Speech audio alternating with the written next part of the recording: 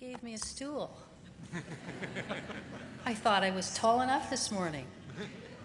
So please remain standing for the invocation led by the Reverend Dr. Terry Hidicek, Executive Director, United Center for Theological Studies. Dr. Hidicek will be followed by Elder Reverend Dr. Stan Mackay, who will provide a blessing upon the ceremony and the graduates.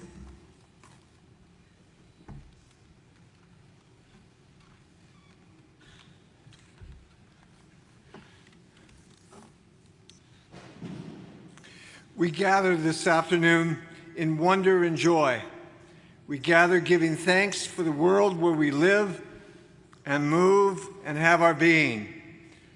A world rich in life and abundant in resources, with air for breath, water for drink, food for nurture, and love for life. We are thankful for the opportunity to share in the life and community of this university. We are thankful for its academic excellence, its research, its community service. We are thankful for its administration, faculty, and staff. For those being honored this afternoon, we are thankful for the gifts and creativity that have made a positive difference in the world. Thankful for the graduates, their hard work and diligence, their energy and enthusiasm that they bring to this institution and this community. May they continue to be a light that radiates hope and promise to meet every challenge with strength, imagination, and curiosity. We name the parents, friends, and family that are here this afternoon for their support and gentle nudging, for the love that surrounds and holds each of the graduates. Creator, we ask to be equipped with knowledge, compassion, and love, so that from this place we can step into our neighborhoods and communities and make them better places than how we found them. Amen.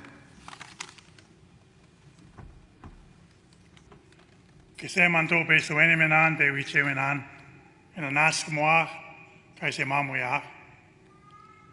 Creator, we come with thanksgiving for this diverse community that has learned and worked together to achieve their goals.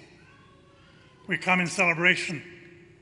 We come in thanksgiving as we gather on the Treaty 1 territory, the homeland of the Métis Nation. We ask Creator to bless this community of diversity as we share with them this time of celebration. Egusi.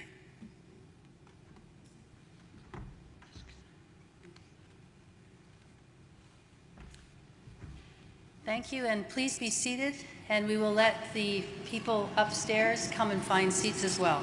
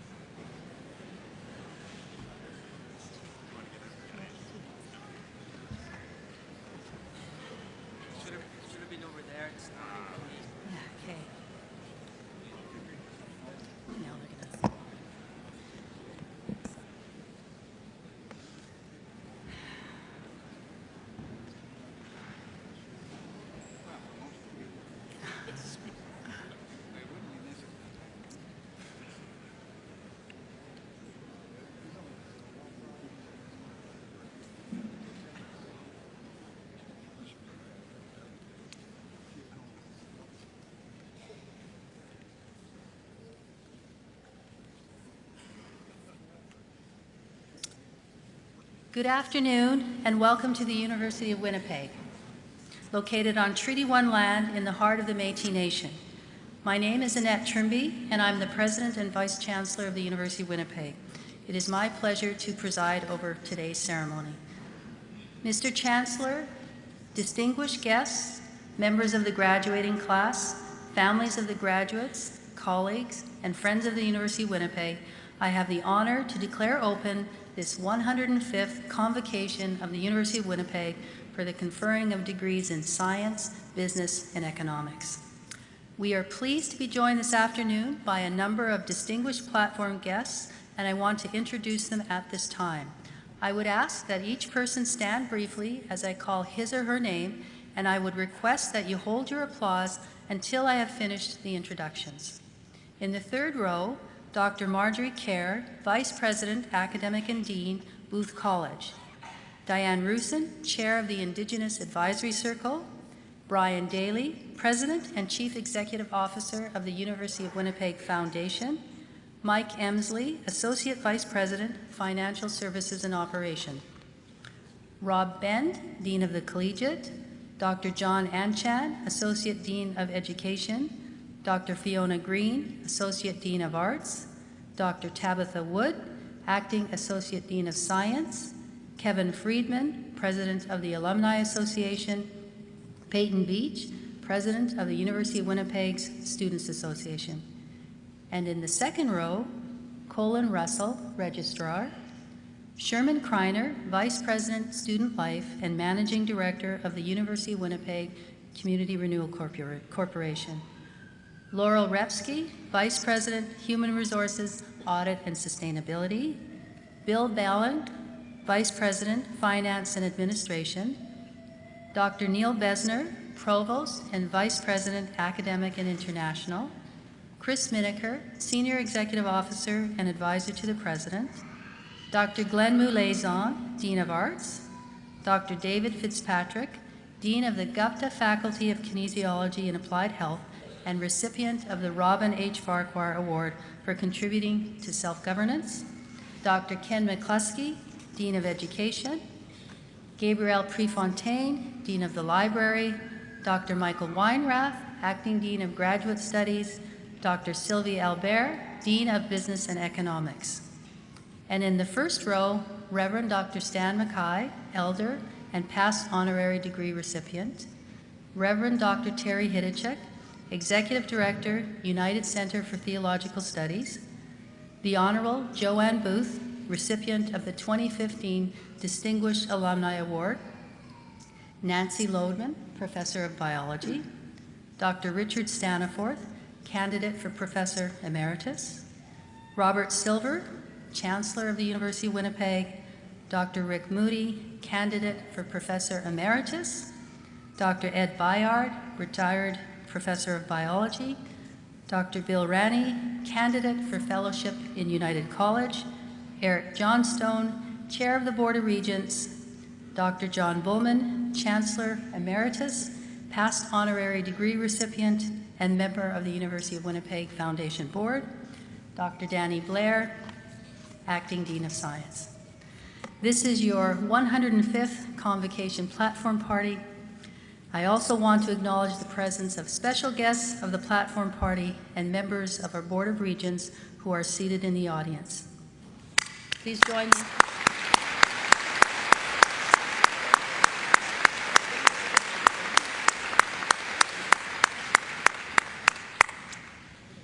And seated in front of me or serving as marshals are members of our faculty whose wisdom, expertise, and generosity of spirit have contributed so much to the personal growth and academic success of our graduates. We are also joined by many members of our staff, administration, and alumni who are here to share in this celebration and who play essential roles in making this university an extraordinary place to discover, achieve, and belong. I would ask you to join me in acknowledging all of these remarkably gifted and dedicated people.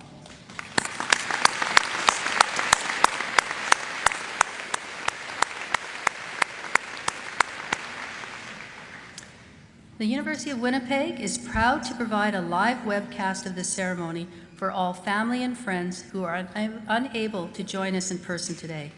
Welcome to all those who are viewing this ceremony online, and we encourage all those in attendance or watching online to send a special message to the graduates today at Twitter at #UW. But I ask that you keep your cell phones out of sight and turn your ringers off. But I'm going to borrow Wab Canoe's joke and say that it's only those people over 50 that are now checking their cell phones, because nobody younger than 50 ever has their cell phone actually on. So Convocation is a special time in the calendar of the university, and I have to tell you, for me, this one is particularly special. It's my first year here. It's my first spring Convocation, and I am a graduate of the University of Winnipeg with a bachelor's degree in biology, so I once had one of those gowns with the yellow. The ones with brown are nice as well. But actually on the platform party, I have some of the professors from my day, and it's really cool to be back here when they are being honored. Near the ends, professors never really retire of their careers. So it's a special time. It's a time we gather together to honor our grads, bid them farewell, and celebrate their accomplishments. It's also a wonderful occasion to give honors to members of the university community, faculty, students, and staff who have made particular and worthy contributions to our institution. Today, we acknowledge the outstanding contributions of Dr. Bill Ranney, Dr. Rick Moody, and Dr. Richard Staniforth by bestowing fellowship and emeritus honors on them. Additionally, we recognize exceptional faculty, staff, and students with awards for their tremendous commitment to the University of Winnipeg. Put it all together, and the University Convocation becomes an important ritual that provides an appropriate exit for those who are leaving while enriching the history and experience of the university. I have always cherished my status as an alumna of this university, and long before I accepted the position as President and Vice Chancellor, I knew about the impact graduates of the University of Winnipeg were having on the world. But as I near the end of my first year as President, I must say that I continue to be astonished by the innovative ideas that come out of this place and the talent and motivation possessed by the people behind those ideas. One of the best parts of my job is hearing about all the work people from the University of Winnipeg are doing to make a difference in the world beyond our campus. For example, faculty member Dr. Charles Wong is part of a team that has just received $2.5 million in provincial funding for research focused on how to reduce chronic disease in youth. Another example, two alumni, twin brothers Obi and Malachi Griffith, are studying the potential of personalized cancer genome therapy in the United States. This kind of research has great potential to influence our political leaders and government policy, but perhaps more importantly, the learning and research that is performed here will make a practical difference in people's lives and will translate to real change in this world. You have worked hard during your years as a student to gain knowledge and skills that will help you look beyond the obvious, challenge the status quo, and make the world a better place.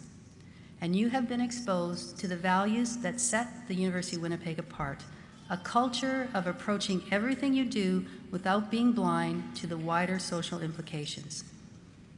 You really have learned to work with other disciplines and to listen with an open mind to people with different perspectives. Some of you here may have heard Dr. Anil Gupta when he spoke on campus last fall as part of the Menno Simons College David Hopper Lecture Series. He started the Honeybee Network. You're biologists. Think about the word honeybee, and maybe it will start to make sense. To support grassroots innovators after seeing how poor people in rural India find simple but elegant solutions to their daily challenges. He gave many examples of frugal and flexible innovations, all inspired by basic needs, a need to make do with what you had available, and combine that with traditional knowledge. His network provides a way to recognize the innovators and share the solutions with others. And just last week, I saw an example of frugal innovation very close to home, the Social Enterprise Center just north of the former CP station. I met a young man who was pleased as punch to show me this contraption he had built, fondly called a bed bug burner, for about 1/3 of the cost, equally effective, but without all the bells and whistles. So continuing on that theme of frugal innovation, I know some of you may have attended our Summer Institute on Infectious Diseases and heard Dr. Robin Lindsay, a U of W grad who now works at the National Microbiology Institute, share his story about how a $2 potato masher made it possible for him to safely test for Ebola virus at a makeshift hospital in real time. He needed to decontaminate the waste vials by immersing them in a fluid, and he had a problem. The vials had air bubbles and were floating. He couldn't fail. The virus was spreading, people were dying, and he had to work with what he could.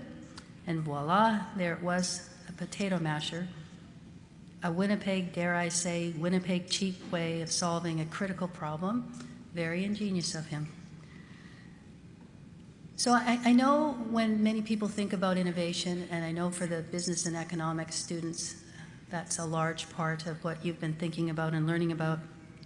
Most people think about that shiny new thing, but I think it's fair to say you've learned in your time at the U of W that innovation is much more than that. Sometimes innovation is just really simple.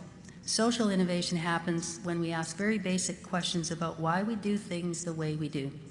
Why, for example, would we expect a homeless person to get past a mental health or addictions challenge without a home? Aren't their odds better if they're housed first? So why am I talking about innovation?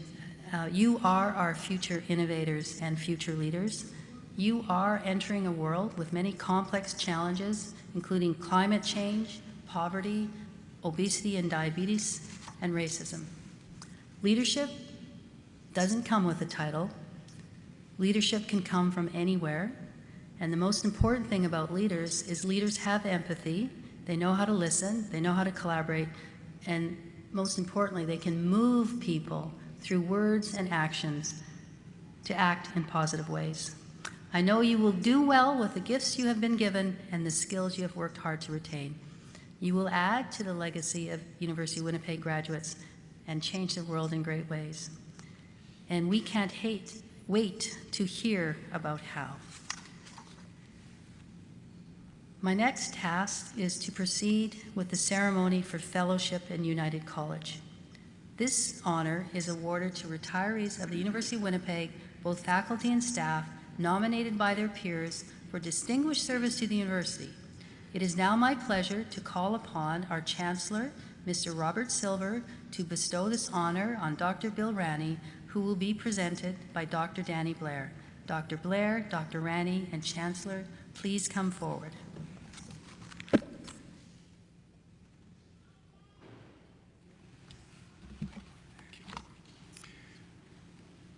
Mr. Chancellor, I have the honor to present Dr. William Fraser Ranney for fellowship in United College.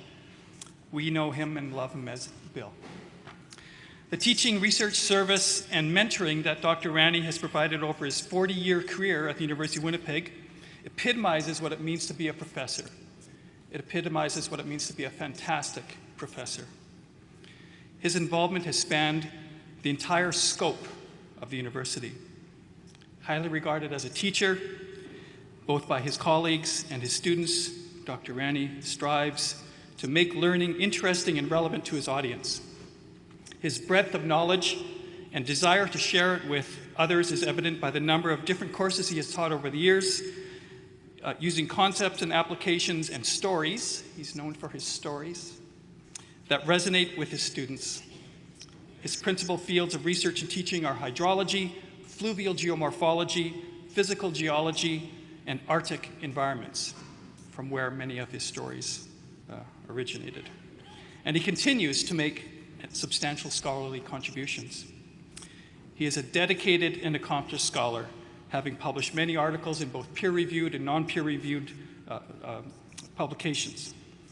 He is, without a doubt, the person who best understands the causes and history of flooding in southern Manitoba. He is, without a doubt, a person whose expertise has had a positive and lasting influence on government policy related to flooding. He has served on countless committees at the university, within and beyond his own department. He was chair of the Department of Geography for 16 years and was a talented and collegial chair of the informal Chairs Caucus, while in his more formal roles, such as member of Senate or on the Board of Regents, he was a thoughtful and diligent participant, and he also won the Farquhar Award for his contributions to governance at the university, well deserved. Dr. Rani's inclusion was sought after by many committees, and he strove to make the university a better place, and he made the university a better place. Perhaps Dr. Rani's greatest strength is his ability to understand and communicate with and respect his colleagues, regardless of their discipline.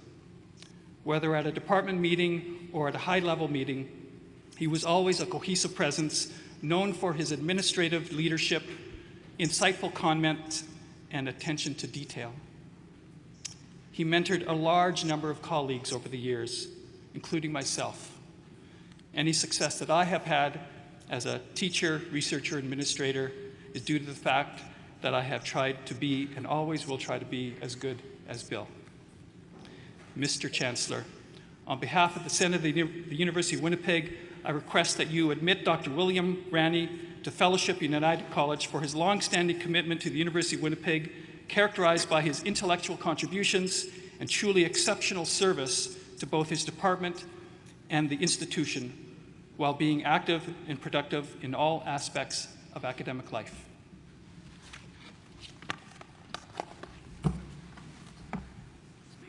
By virtue of the authority vested in me as Chancellor of the University of Winnipeg, I grant you, Dr. Bill Rani, fellowship in United College with all the rights and privileges thereto pertaining.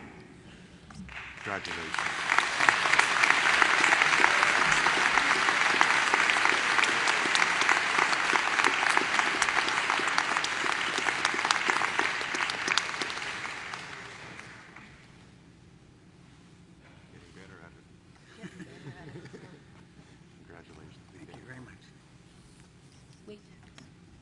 So it is now my great pleasure to call upon our distinguished guest, Dr. Bill Rani, to address our graduates. Dr. Rani.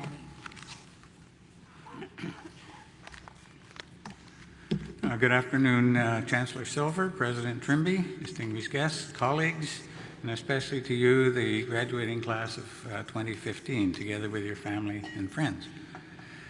And certainly thank you, Dr. Blair, for your kind introduction. I thought the award for fiction was to Miriam Taves this morning, actually, but that's fine. Now you did it next year.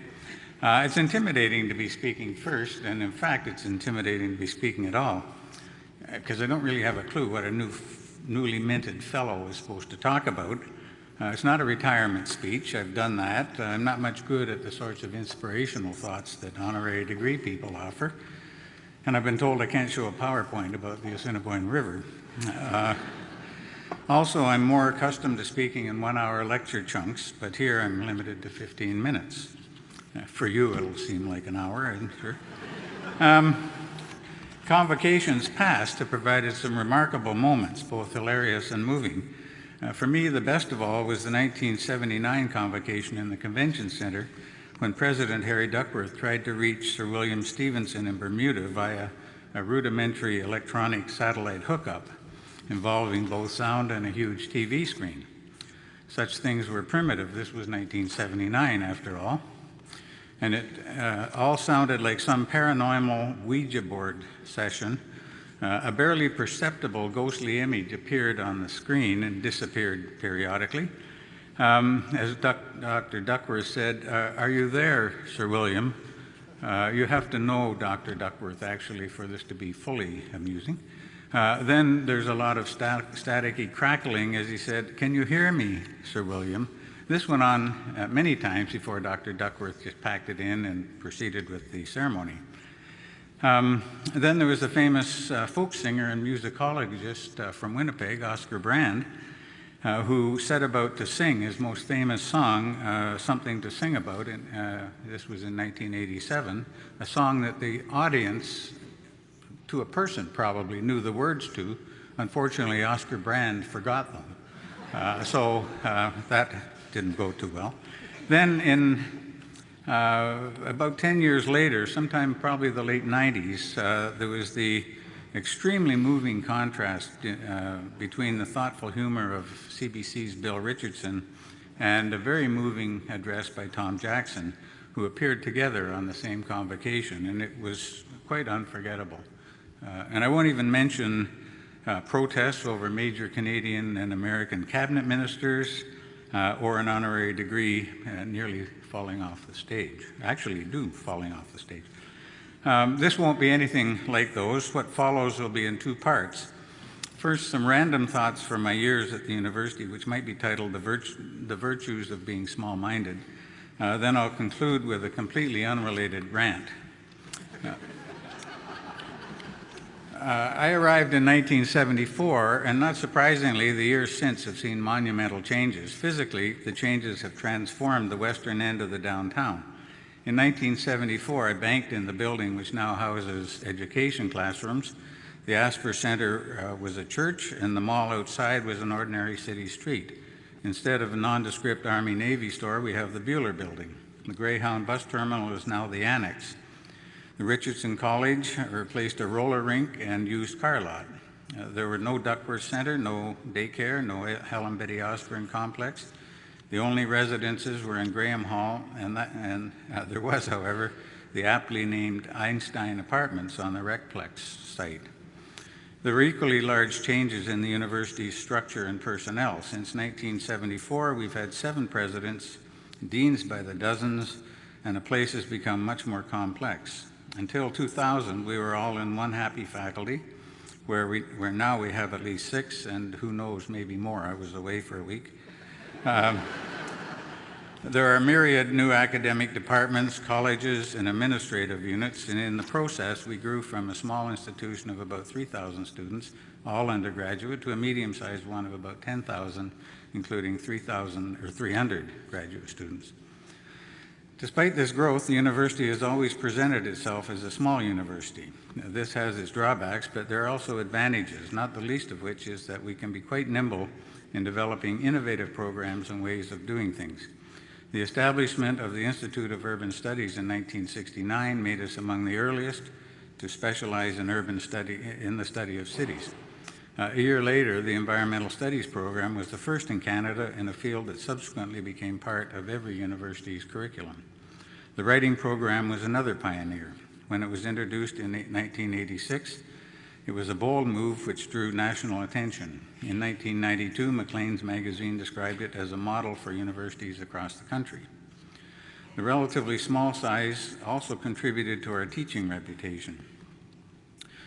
Countless students have told me how they appreciated our smallish classes and access to the faculty. I've always been impressed, by the way, by the overall quality of our students, who lead far more complicated lives than was true of me or most of my classmates when I was an undergraduate. For many years, I served on the selection committee for the prestigious Stevenson and Hunter scholarships, which combine exceptional grade points and with distinguished community service. The candidates' accomplishments were nothing short of astonishing and quite humbling to read. All universities tout the importance of teaching, and we have done the normal things to monitor it, but there is one innovative aspect of our assessment that makes us distinctive, what's called the Course Comparison Index. Not a very imaginative name, but a few of you students will have heard of it, and it's too involved to explain here. But we developed this index to try to make grading reasonably consistent and fair across courses, departments, and faculties. When we introduced it in the early 1980s, it was unique in Canada, and I believe it still is. For all its flaws, I've always believed the system has provided a valuable quality control measure for course and grading standards. Research and publication are central functions of all universities, but our small size can be a handicap when we try to emulate larger places with greater funding sources and generally lesser faculty teaching and administrative duties. Even so, I believe our research record is admirable. 2 exemplars of this are Drs. Moody and Staniforth behind me, who will be honored shortly. One special quality that is a function of size and which has always impressed me is the way we involve undergraduate students in faculty research. In larger universities, graduate students provide most of the research workforce, But until recently, we didn't have graduate programs. Consequently, we used our best undergraduates to perform the work, in effect treating them as if they were graduate students. Students who've had this opportunity have gained experience far beyond what would be normal for undergraduates in larger places, and they leave here immeasurably better prepared for whatever follows. Sometimes the students' contributions warrant a co-authorship on the resulting publications. In the late 1990s, a survey of peer-reviewed publications on which students' names appear produced astonishing results. Over a 5-year period, the number of students who had the beginnings of a publication record was in the many hundreds.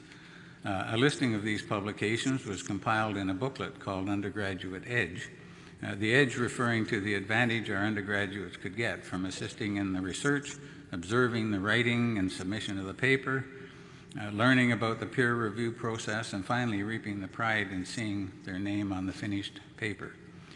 The undergraduate edge was updated once or twice, but has long since fallen into disuse. I would guess that most current faculty and administrators here have not even heard of it. Yet I can't think of a more effective tool for attracting the best and brightest from high schools or for impressing donors, government agencies, granting bodies, or potential employers for the students.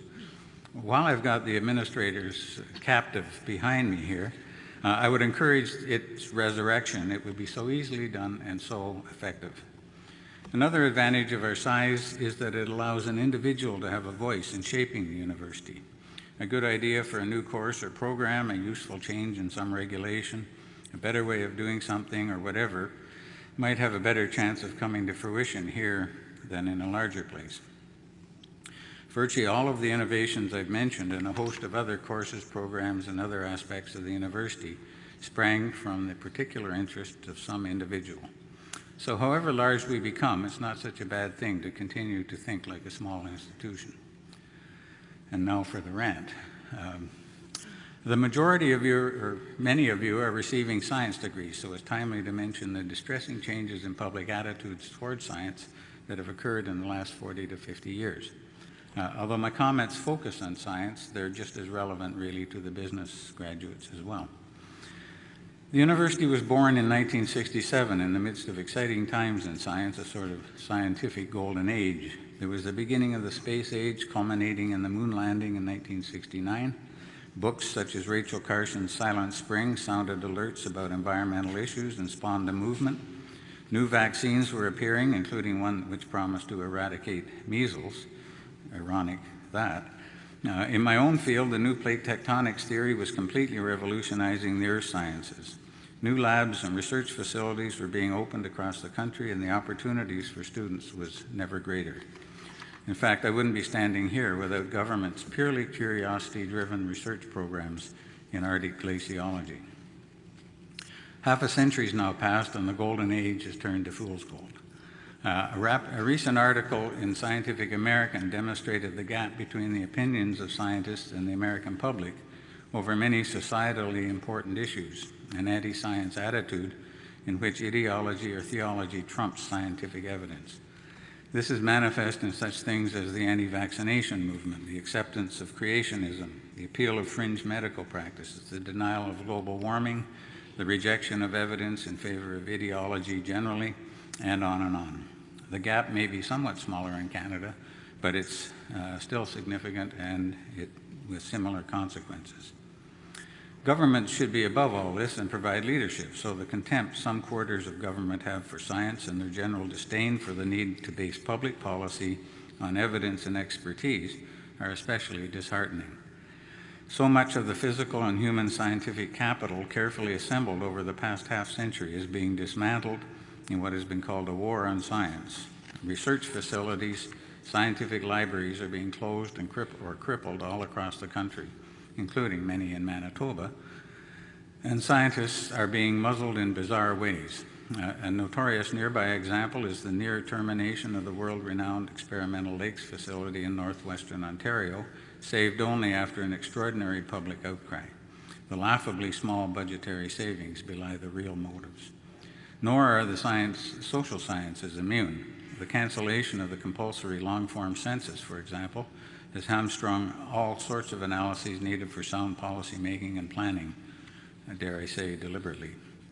A depressingly long, chilling list of this evisceration has been compiled by John Dupuy, a science librarian at York, and can be obtained by Googling his name.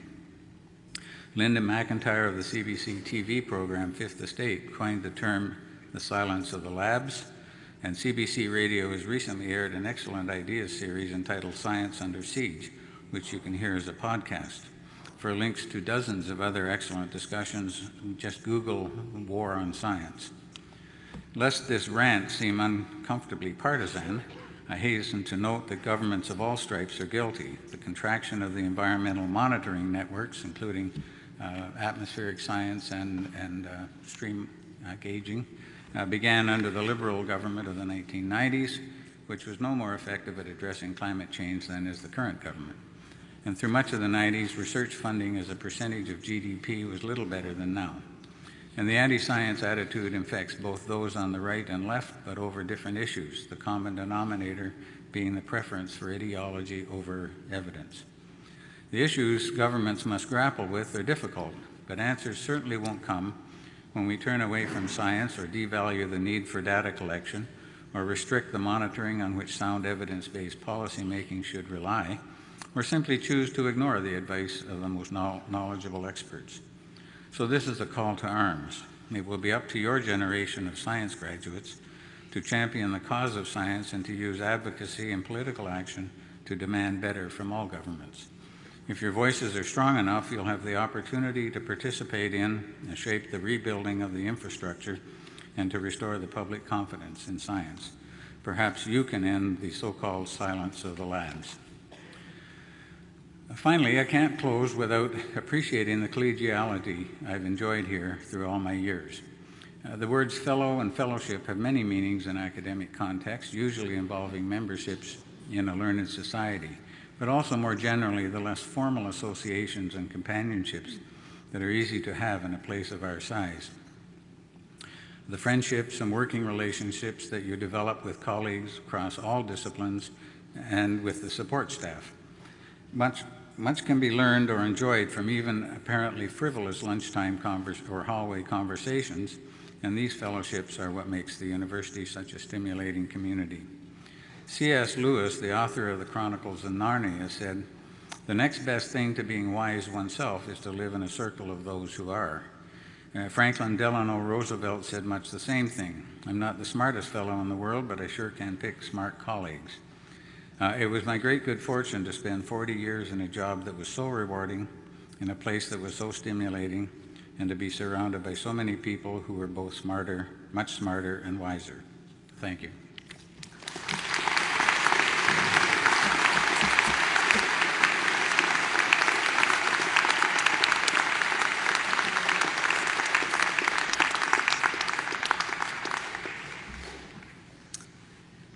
That was a pretty measured rant, don't you? Yeah.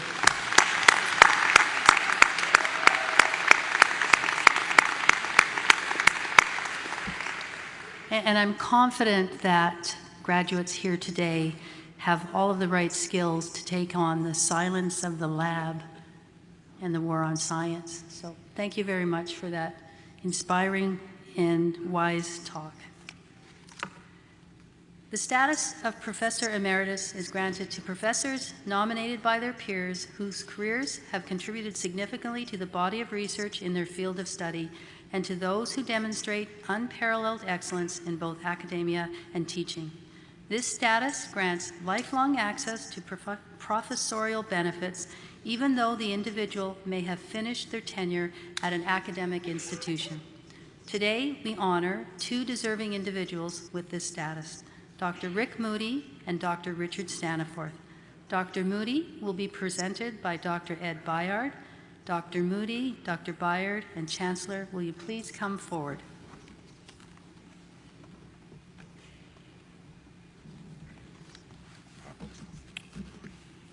Mr. Chancellor, I have the honor to present my good friend and colleague, Rick Moody, to be conferred as Professor Emeritus in recognition of more than 3 decades of dedicated and distinguished service to the Department of Biology at the University of Winnipeg. In that time, both his excellence in scholarship and his commitment to students have made him a highly respected scholar, teacher, and colleague at the University of Winnipeg. Dr. Moody began his career at the University of Winnipeg in 1971, which, as we've just heard, was just 4 years after the University of Winnipeg was established as an independent university. At that time, the university was a liberal arts teaching institution, and it had an emerging, but fair to say, rudimentary establishment for teaching science and for supporting science research. Nonetheless, Dr. Moody successfully obtained competitive National Research Council and subsequently National Sciences and Engineering Research Council funding for his research and retained it for 18 consecutive years. For a scholar in a small university, this is a remarkable achievement. Dr. Moody's research output was steadily productive throughout his career at the University of Winnipeg. His CV lists 38 peer-reviewed journal publications, plus numerous contributions to book chapters and numerous other contributions to panels and conferences. He involved undergraduate students in his research, which was, as noted above, funded by NRC and NSERC, but also by other national agencies, and by a large grant from Manitoba Hydro to investigate the feasibility of an intensive walleye culture system for northern communities. This latter work resulted in a patent application for a fish feeder that he developed with colleagues and with Gavin Baird, a member of the university's technical staff. Dr. Moody's research was often collaborative in nature and had an international component that he developed over sabbatical leaves in Venezuela and Panama. He was promoted to the rank of professor in 1984. As a teacher, Dr. Moody had a low-key style in teaching his courses in chordate zoology, ecology, and ichthyology, but he was always well received by his students, as he was always scrupulously prepared, was fair in his evaluations, and had high and consistent standards. More recently in his career, Dr. Moody took over the biology honors thesis course. As chair of the department at the time, I can attest that he transformed the operation and evaluations processes of that course so that it is now a model that has been used by other departments. Students that graduate from our honors program are seen by others as being well prepared and are enthusiastically sought after by colleagues both at the University of Winnipeg and from other institutions who are looking for graduate students. In summary then, Dr. Moody has a genuine commitment to his students and has helped to create generations of highly qualified researchers in the field of biology and beyond. He is held in high regard as a scientist. He is considered a valuable mentor to both young faculty members and students. In short, he has had a stellar academic career. He has contributed greatly to the success of the biology department and has been an excellent citizen of the University of Winnipeg. Mr. Chancellor, to reflect the quality of an outstanding career, I request that you confer on Dr. Rick Moody the title of Professor Emeritus. By virtue of the authority vested in me as Chancellor of the University of Winnipeg, I declare you, Dr. Rick Moody, Professor Emeritus, with all the rights and privileges thereto pertaining. Congratulations.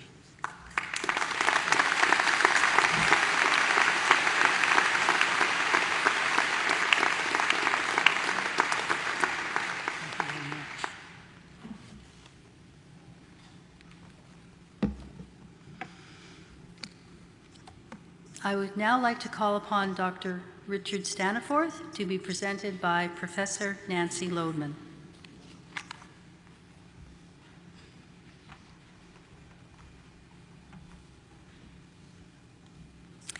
Mr. Chancellor, I have the honor to present Dr. Richard J. Staniforth to be conferred as Professor Emeritus. Dr. Staniforth arrived at the University of Winnipeg in 1975. He brought with him an international academic background and quickly established himself as an outstanding botanist. He provided significant contributions to teaching and research throughout his 32-year career. Dr. Staniforth's work on Arctic plants in Churchill is particularly notable, as is his vast knowledge of Manitoba flora. He taught both ecology and botany courses and developed our course, Flora of Manitoba. I'm hoping to convince him to come out into the field with me in 2 weeks' time for that course. He remains active in research in his retirement.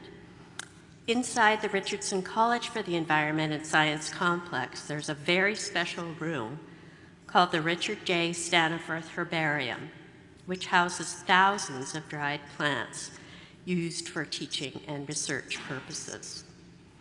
When Dr. Staniforth arrived at University of Winnipeg, only a few plant specimens in a couple of small cabinets existed. He made it his mission to properly collect, catalog, and store more than 6,000 herbarium specimens over the decades, resulting in a major contribution to Manitoba botany. The Staniforth Herbarium is officially listed with the International Taxonomic Union and remains a major research and teaching resource. Dr. Staniforth has more than 30 peer-reviewed publications to his credit. He has presented at numerous conferences and has supervised many graduate and undergraduate students. His enthusiasm for plant biology and ecology is truly contagious, and he has attracted many, many outstanding students. Students of Dr. Staniforth can be found across Canada making their own contributions to botanical science. In 2006, Dr. Staniforth received the U of W's Clifford J. Robson Memorial Award for his excellence in teaching to recognize his dedication to his students. Mr. Chancellor, I request that you confer Dr. Richard J. Staniforth as Professor Emeritus. By virtue of the authority vested in me as Chancellor of the University of Winnipeg, I declare you, Dr. Richard Staniforth, Professor Emeritus, with all of the right and privileges thereto pertaining. Congratulations.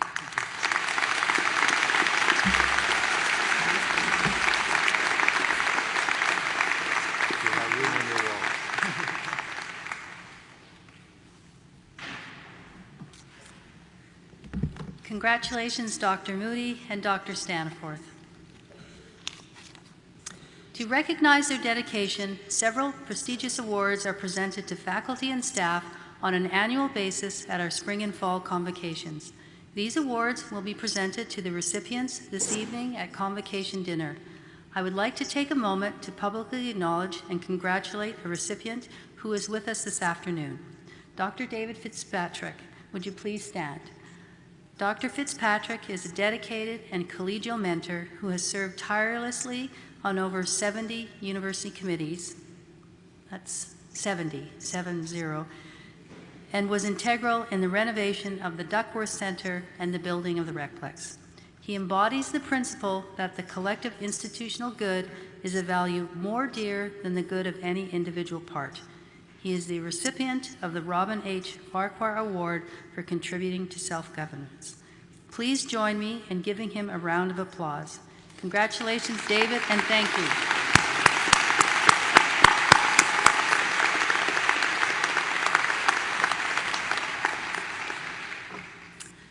So we've now come to the part of the program that you've all been waiting for.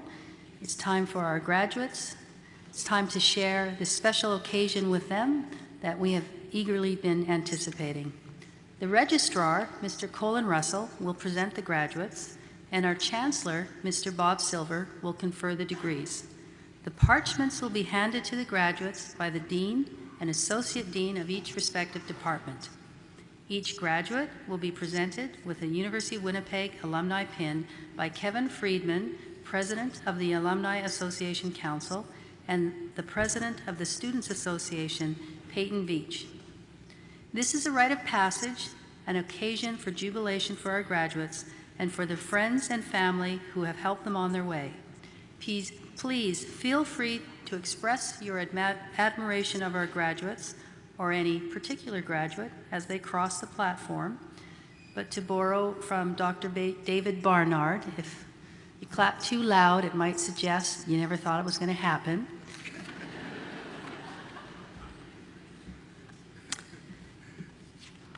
So, Colin.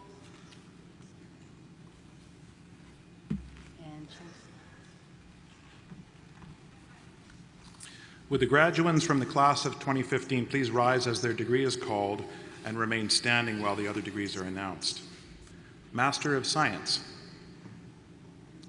Bachelor of Science Honors. Bachelor of Science 4-year. Bachelor of Science. Master of Arts in Environmental Resource and Development Economics. Bachelor of Business Administration 4-year. Bachelor of Business Administration. Bachelor of Arts Honors in Economics. Bachelor of Arts 4-year in Economics. Bachelor of Arts in Economics. And Diploma in Restaurant and Food Services Entrepreneurship, joint with the Manitoba Institute of Trades and Technology. Mr. Chancellor, on behalf of the Senate of the University of Winnipeg, I request you to confer upon these candidates and upon those receiving their degrees in absentia the degree for which they have qualified. By virtue of the authority vested in me as Chancellor of the University of Winnipeg, I admit those present and those receiving degrees in absentia to the degrees for which the prescribed studies have been completed, with all the rights and privileges thereto pertaining. Please shift your cap tassels to the left. Congratulations, you are now graduates of the University of Winnipeg.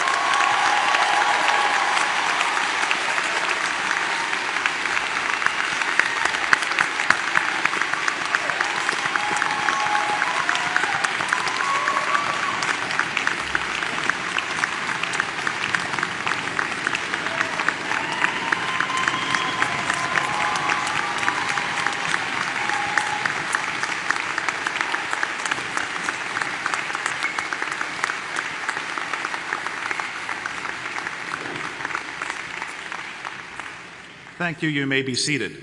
Mr. Chancellor, I beg leave to present the graduates from the class of 2015 for congratulations.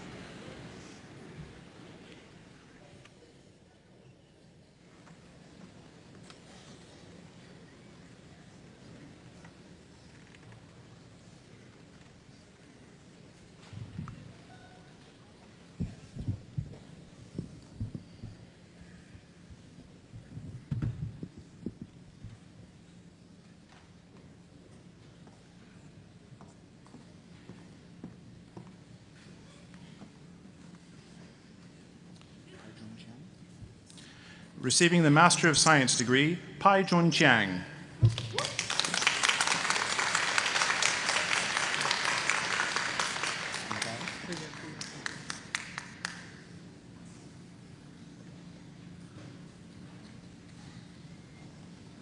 Hong Dai.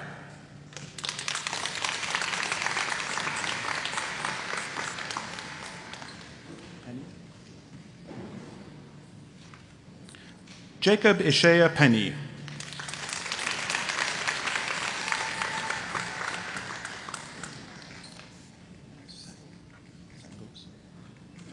Senker Sengos.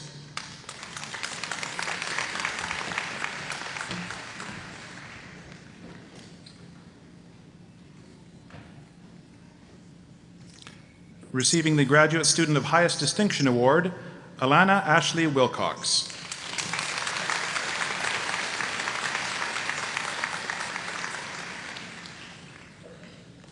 Now the graduates of the Bachelor of Science Honors degree, receiving the Chancellor's Gold Medal for the highest standing in science honors, and the Gold Medal for Honors Biopsychology, and the Ron Norton Prize in Psychology, undergraduate, Tiffany Alice Colazar.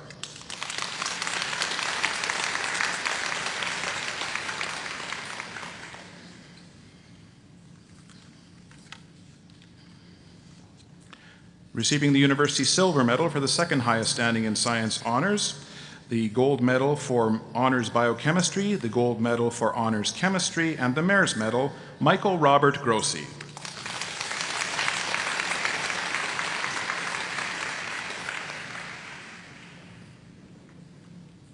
Tasnim Hussein Beacon.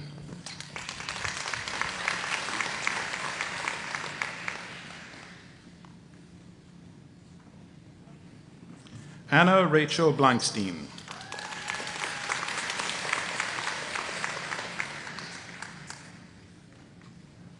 Jason Dale Braun.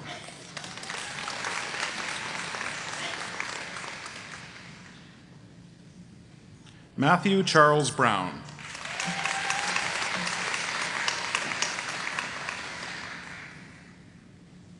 Heather Elizabeth Carr.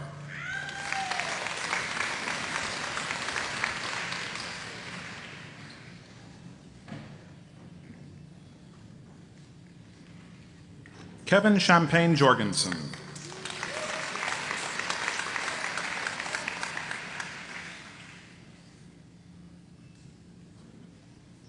Receiving the gold medal for honors physics, Gabriel Chernitsky.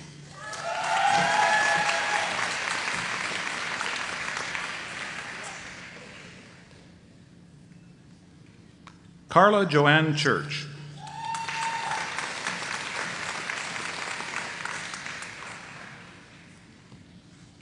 James Bennett Culp.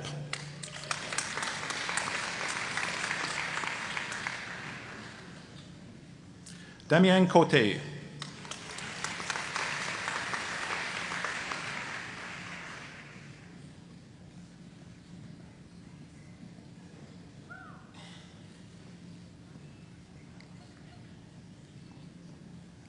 Pamela Christine Drawbridge.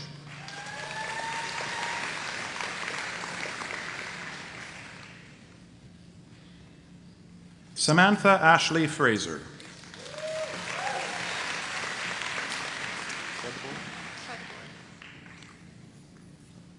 Beverly Catherine Fredborg.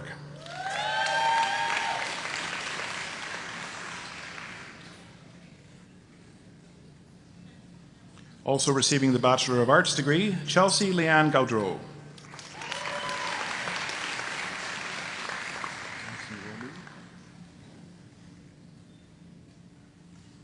Sean Tyler Christian Hansen Romu.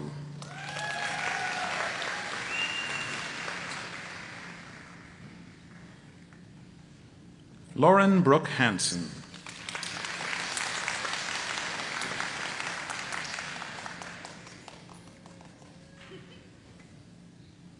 Taylor Ray Jamieson.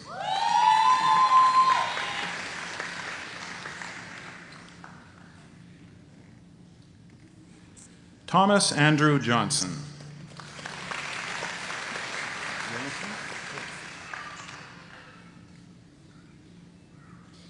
Michael Einar Jonassen.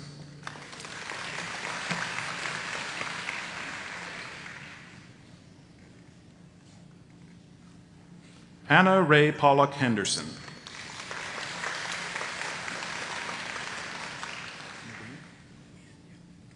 Lucas Nguyen.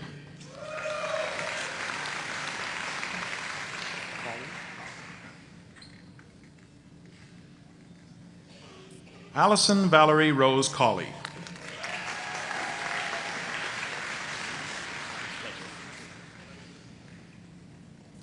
Philip Claude Joseph Lafrance.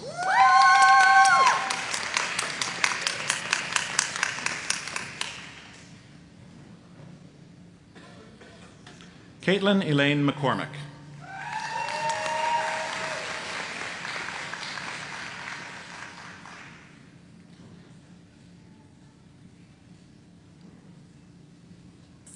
Receiving the gold medal for honors biology, Reed Buick Miller.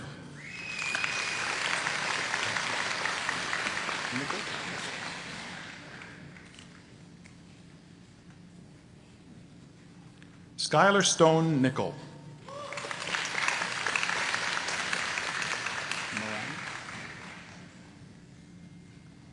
Zoe Mare Black O'Brien Moran.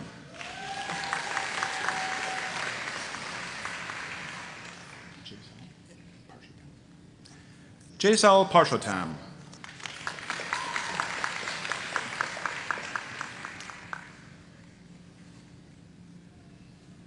Jessica Parshotam.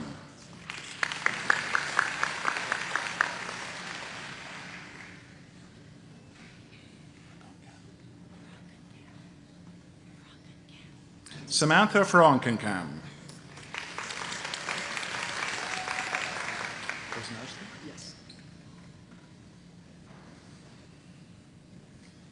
Andrew Michael Plesnarski.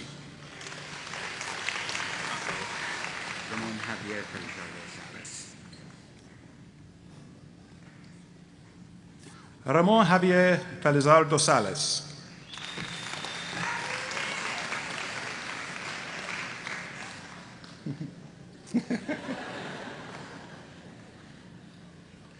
Erin Marina Segstro.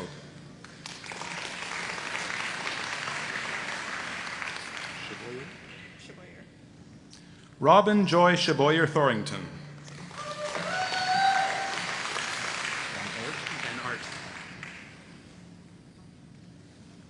Adam Russell Van Art.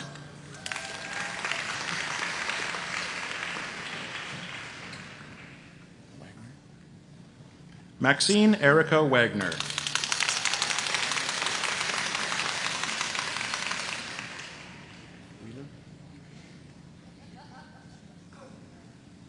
Matthew Connor Wheeler.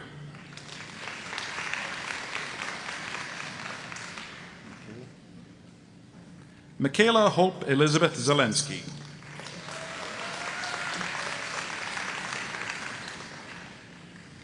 And now the recipients of the Bachelor of Science four-year degree, receiving the Chancellor's Gold Medal for the highest standing in science four-year program, and the Gold Medal in four-year biopsychology, Roberta Catherine Schoenfeld.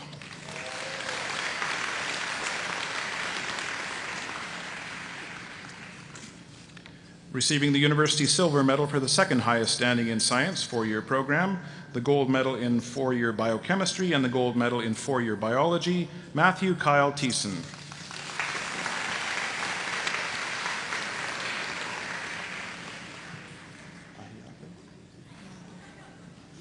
Laudina Sika Ayable.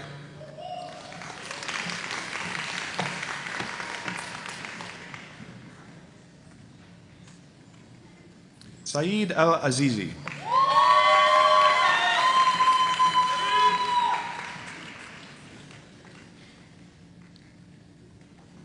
Jeffrey Dean Allen.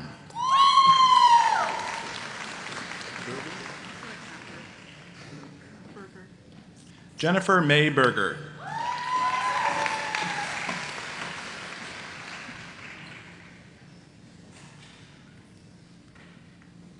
Dustin Melford Brooks.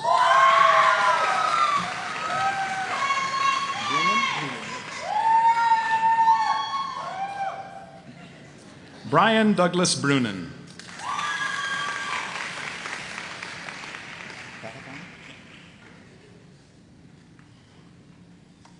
Roger James Catapon.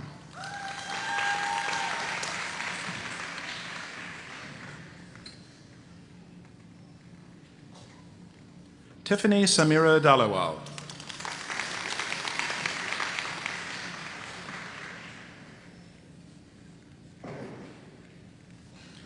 Anne Marie Di Retu.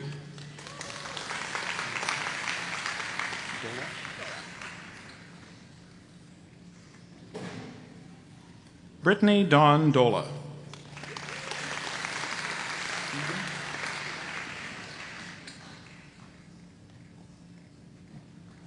Jessica Egan.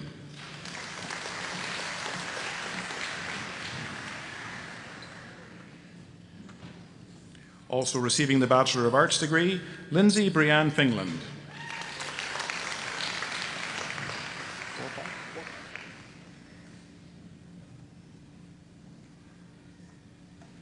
Christopher Patrick Forfar.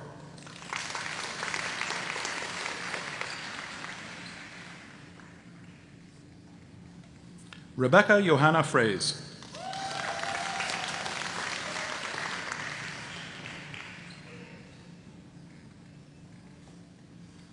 Nirusan Jayaranjan.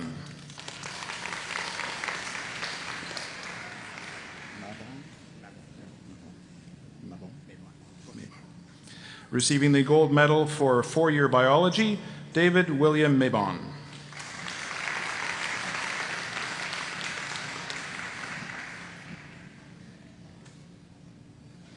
Samuel Emeka Okulididi.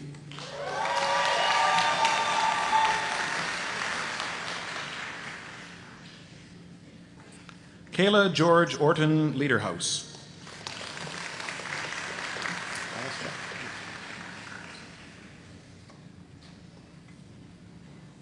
Christian Michael Palaschuk.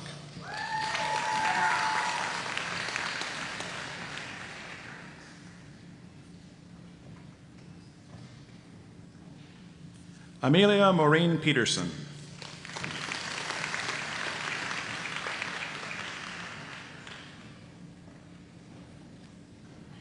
Kate Frances Peterson.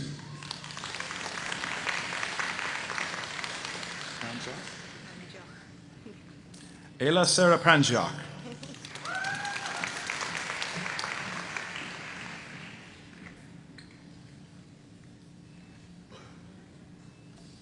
Margaret Elizabeth Putnam.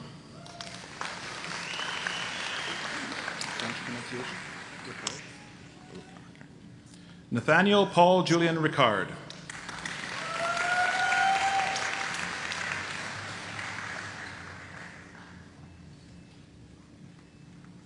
Jessica Lynn Rogers.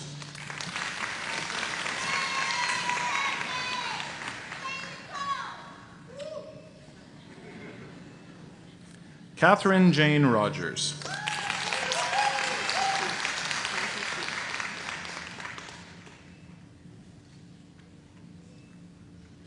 Ashley Brianne Santucci.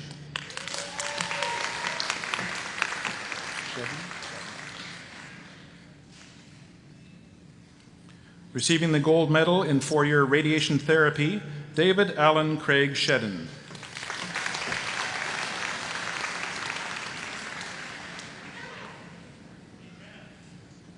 Receiving the gold medal in 4-year environmental studies, Lauren Brittany Shinneman.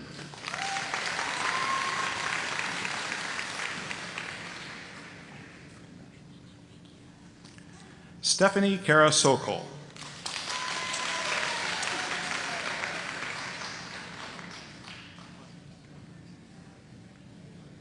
Amber Sucharov Benaraj.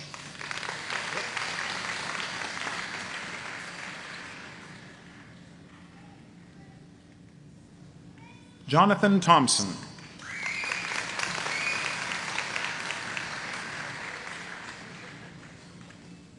Receiving the gold medal in 4-year mathematics and the gold medal in 4-year statistics, Trevor Thompson.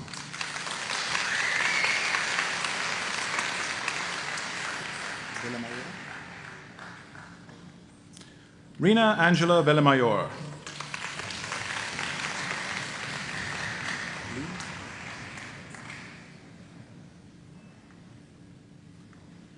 Jenna Lee Wales.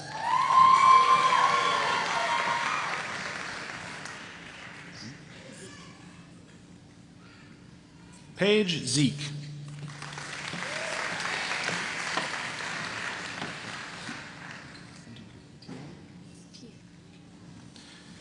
Now the graduates with the Bachelor of Science degree, receiving the Chancellor's Gold Medal for the highest standing in science, 3-year, the Governor General's Silver Medal, the Gold Medal in 3-year biopsychology, and your Faculty of Science valedictorian, Heather Tian Whitaker.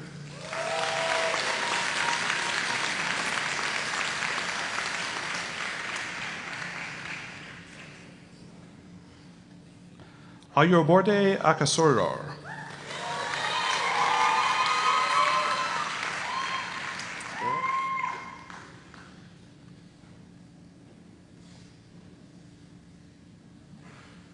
Taryn Barrett.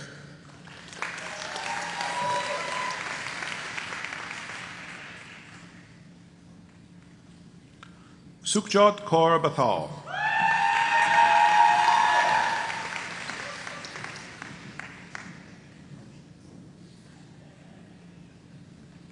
Jacqueline Tara Carlton.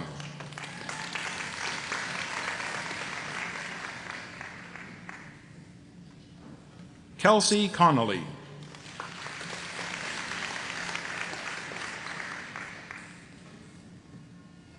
Christine DeCampo.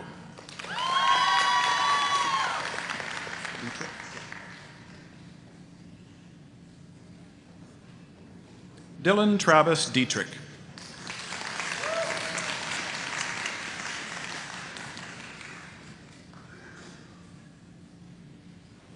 Mary Beth Victoria Dirks.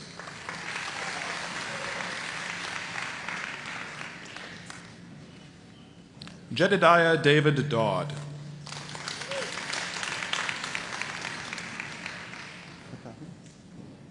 Artan Fetahu.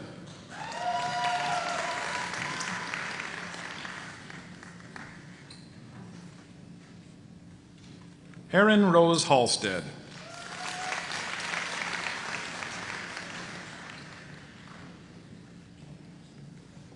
Nicole Harms.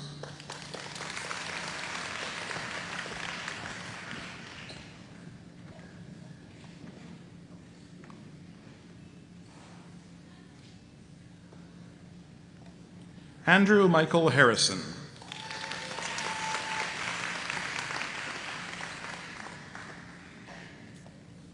Samantha Michelle Howell.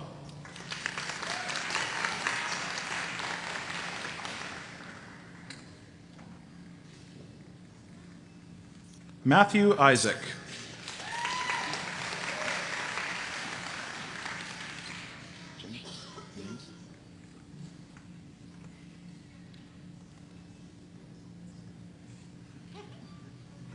Kelly Ann Yankee.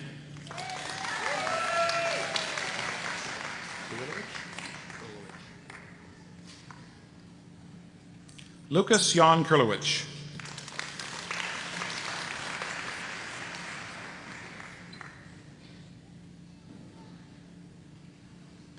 Shannon Marie Lewicki.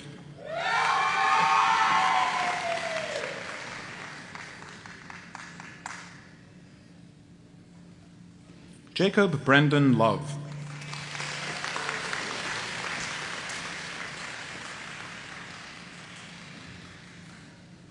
Joseph Charles Walsh Ludwig.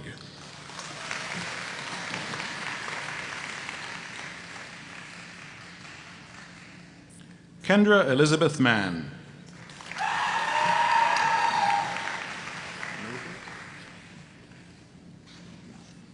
Receiving the gold medal in 3-year biochemistry, Shivani Mathur.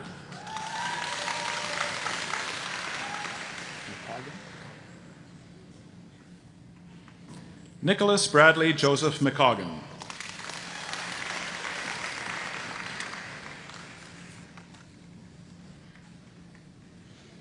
Daniel William McDonald.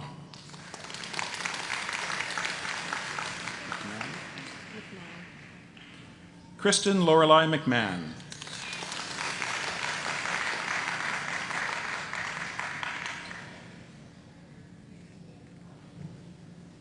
Jennifer Louise McPhail.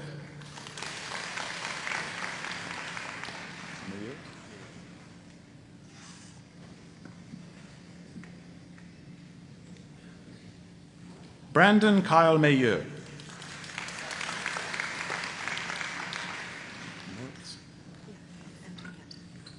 Receiving the gold medal in 3-year biology, Antonietta Lisa Moritz.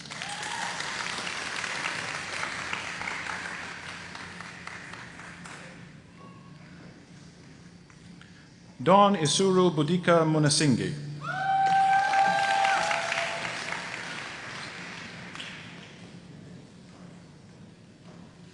Sagar Kumar Patel.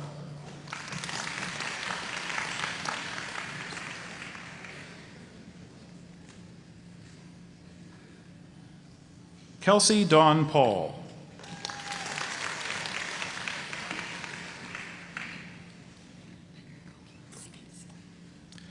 Receiving the 3-year gold medal in religion and culture, Signe Aurora Penner Goki.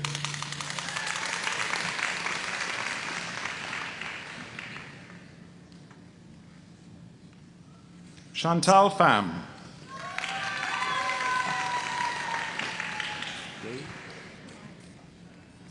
Lovepreet Kaur Rai.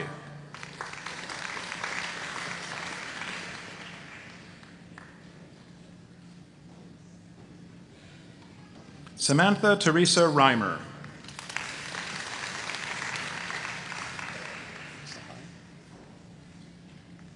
Amy Sahai.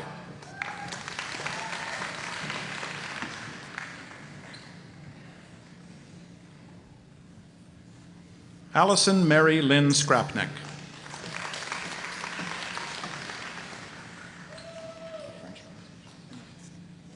Receiving the gold medal in 3-year bioanthropology, Émeric Séguin.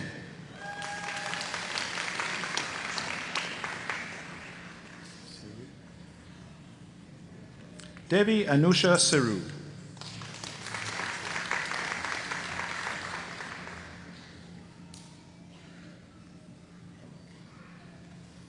Rajpreet Singh Sidhu.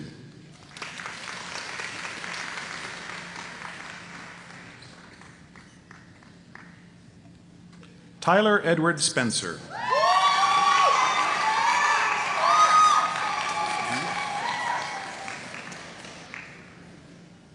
Sheena Veej.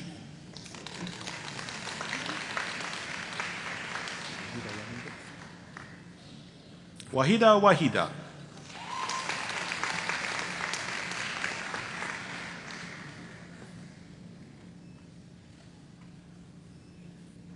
Sebastian Lafortune Waters.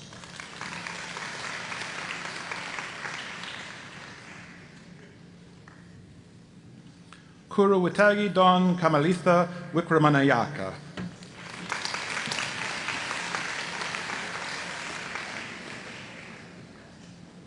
Corey Lee Zimberg Collins.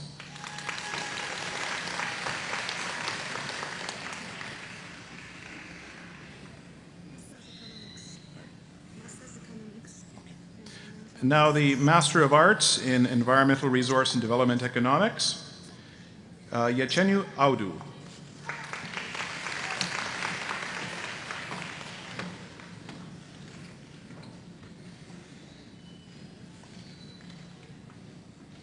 Ebenezer Agekum Nyakamenki.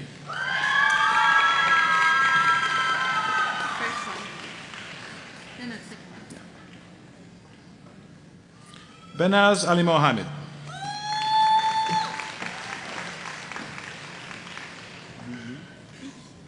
Yi Hee Gong.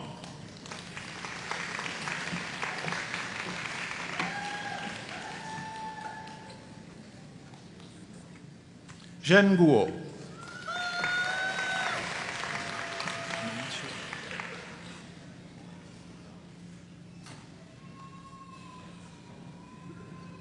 Meng Shi.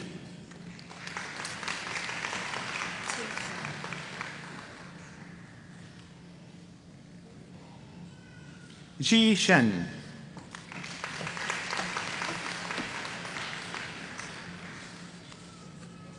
Now the graduates of the Bachelor of Business Administration 4-year degree, receiving the gold medal for the 4-year Business Administration and the Chancellor's gold medal for the highest standing in Business and Economics 4-year, Molly Robin Sherlock.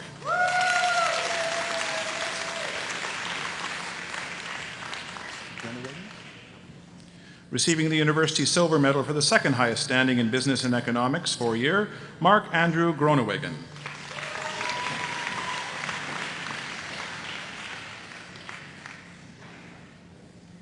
Anna Francesca Abad.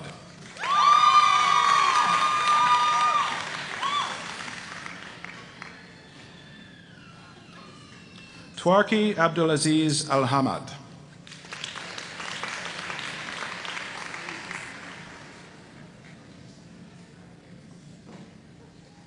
Safi Jack Alamesi.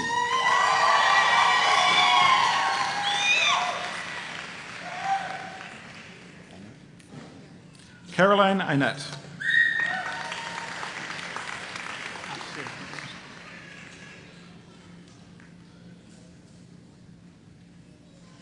Sami Akil.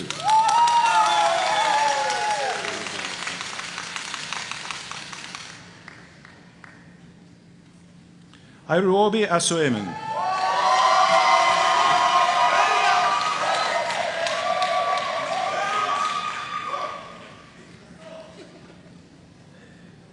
Michael Alexander Barnes.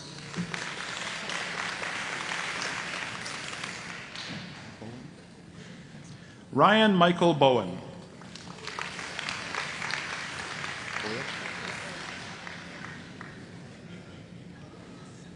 Bryden Edward Boyachko.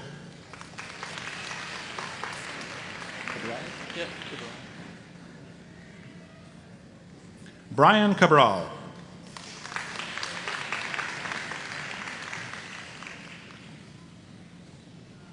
Paul Gary Bryson.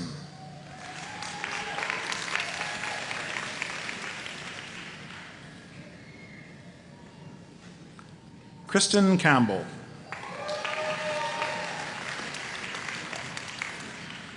Lin Kao.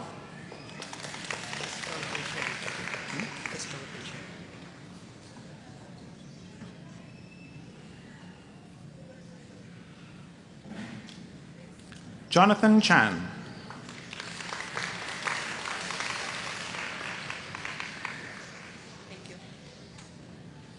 Tan Ni Chiu.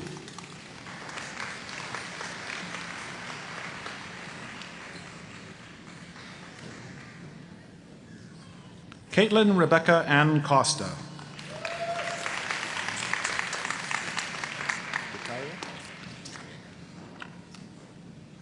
Daniel Anthony DeCaria.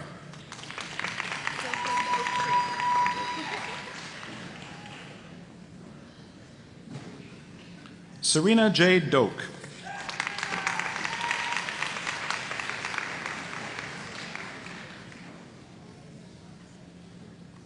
Jacques Duval.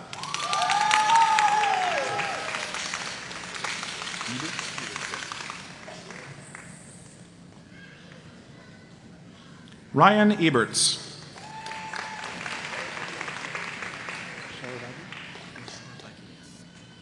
Ziad Omar El Sharbagi.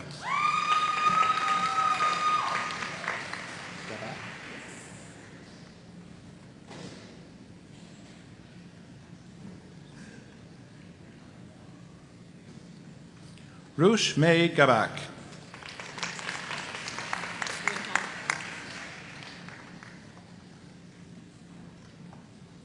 Caitlin Janina Greenhall.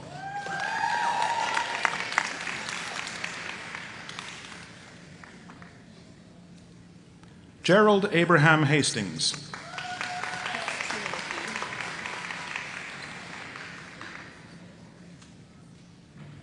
Sarah Catherine Humanicki.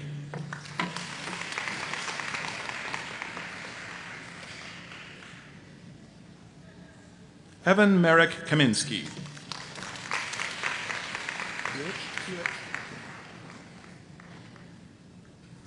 Kevin Gordon Simard Keelik.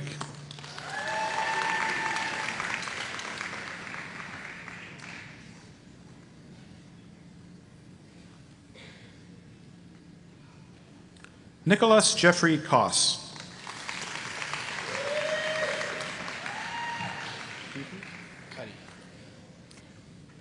Ryan James Cuddy.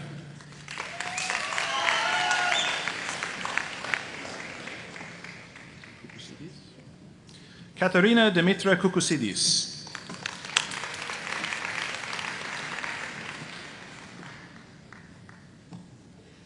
Katrina Joyce Laberinto.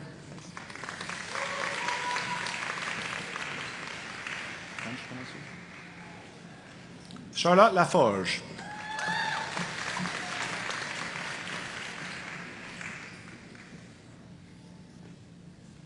Madison Lee.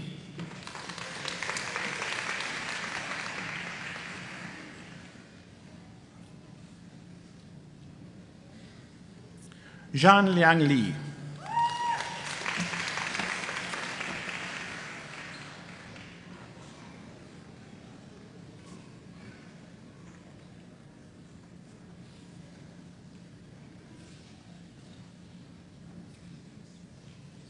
Thomas James McGuire.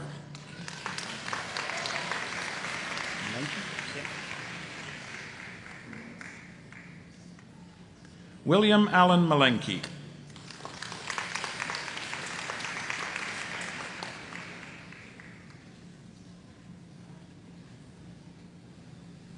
Shane Thomas Masters.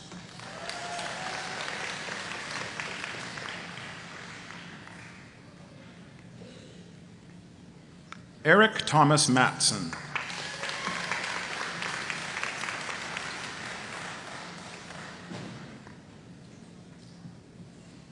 Shannon Kathleen Mulligan.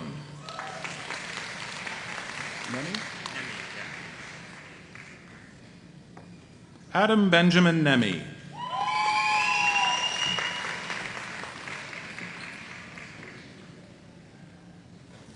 Min Pan.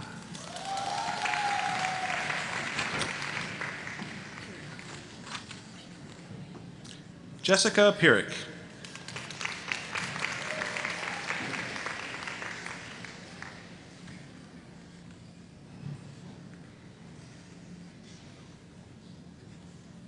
Aaron Larson Gary Ray.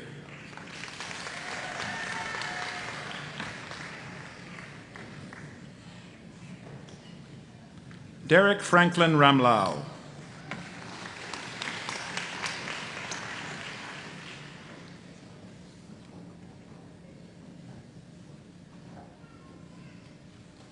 Gerald Lawrence Richard.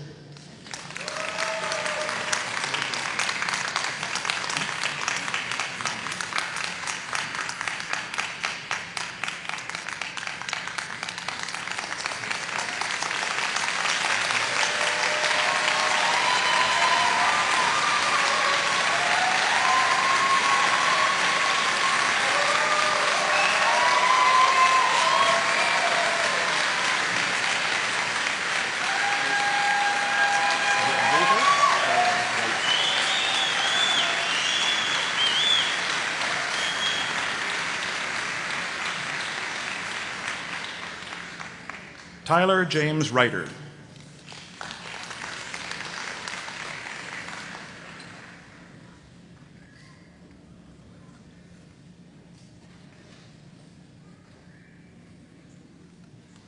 Shahid Sarafat.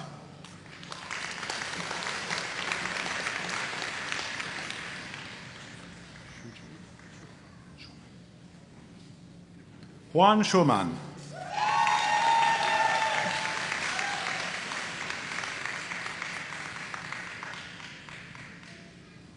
Nisha Sharma.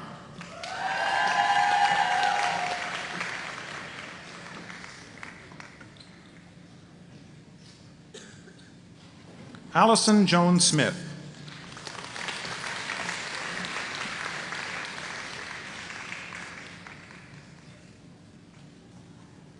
Chad Alexander Smith.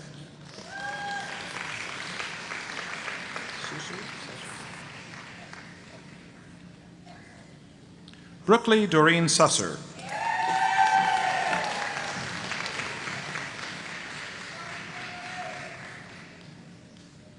Ramina Tankachayeva.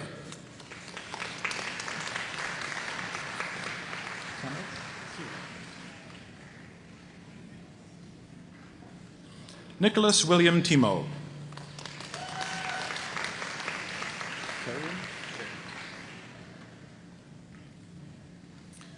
Nathaniel Justin Robideau Terrian.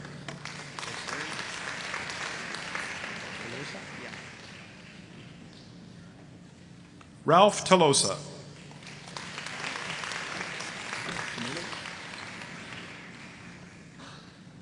Karina Ribeiro Tumilo.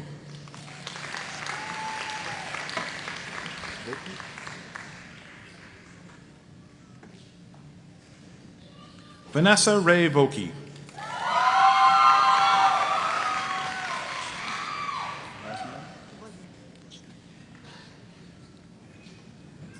Natalia Wozniak.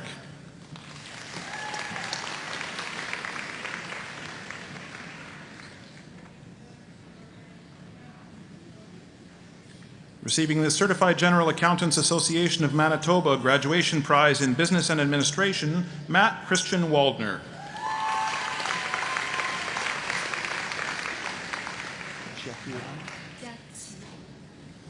Jiatzi Wang.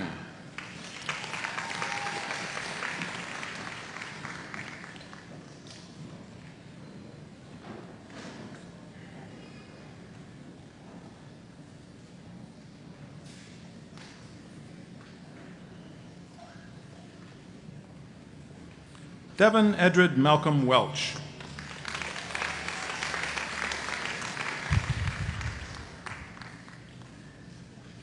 Amber Lee Winnicky.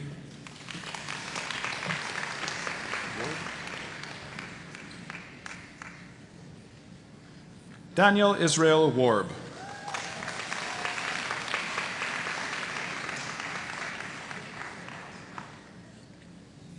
Chelsea Leanne Zacharias.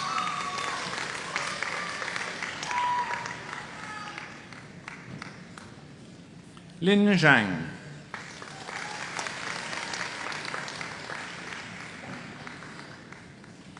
And now the recipients of the Bachelor of Business Administration degree, receiving the Chancellor's Gold Medal for the highest standing in Business and Economics, 3-year, and the Gold Medal in 3-year Business and Administration, Georgina N. Barnett.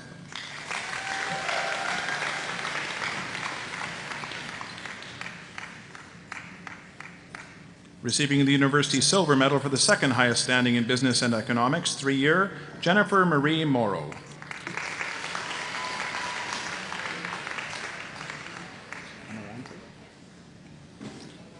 Ana Margarita Amarante.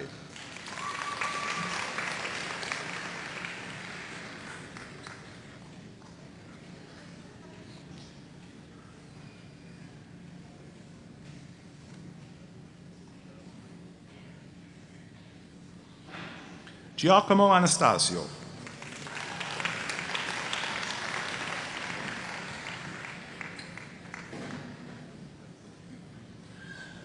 Julia Rianne Anderson.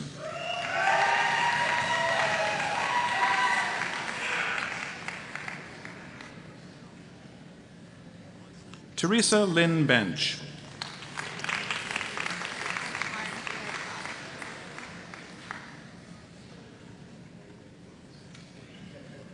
Harshan Kaur Brar.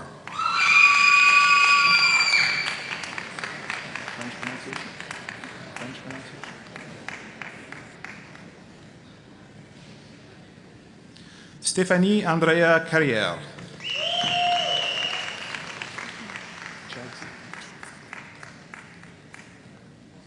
Paige O'Brien Chadsey.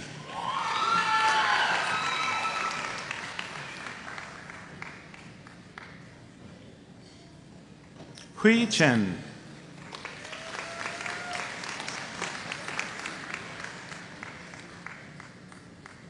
Tiang Cheng Chen.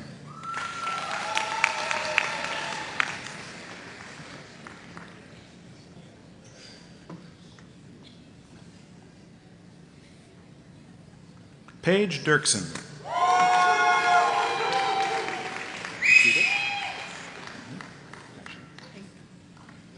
Also receiving the Bachelor of Arts degree, Kella Joanne DeWitt.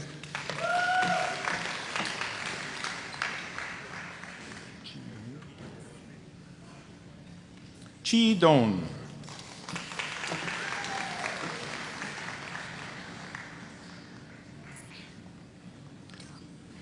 An Thi Dong.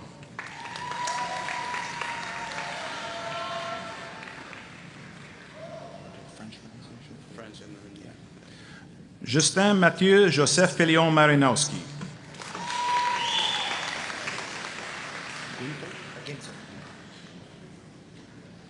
Kendall Matthew Lawrence Ginto.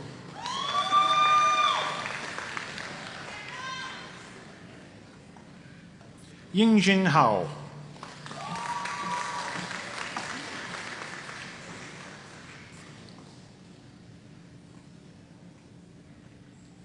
Yufei Zhu.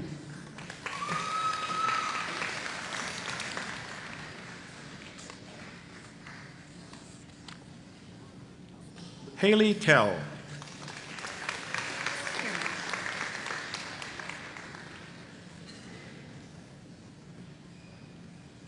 Julie Kiernan.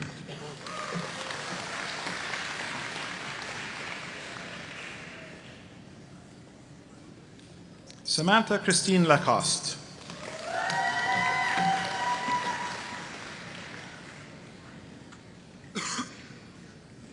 Yigo Lu.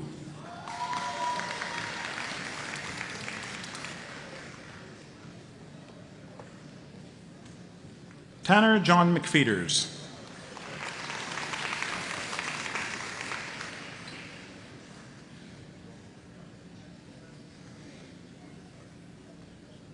Yan Ma.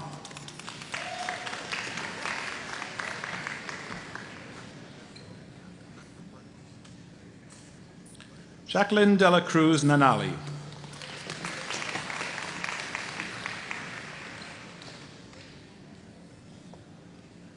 Wilfred Navarro.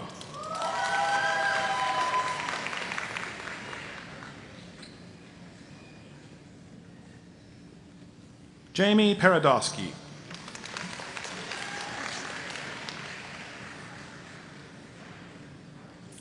Ruchika Yumal Rai.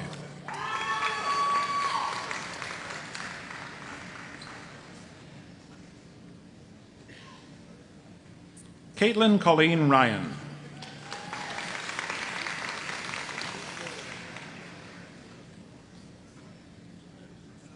Jia Tang.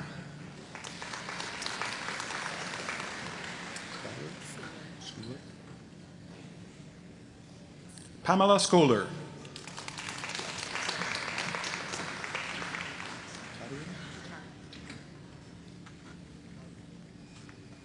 Christine Ann Tatarin.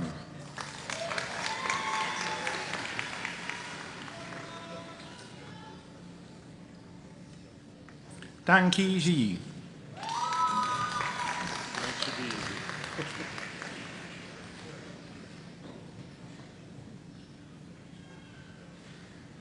Danny Robert Young.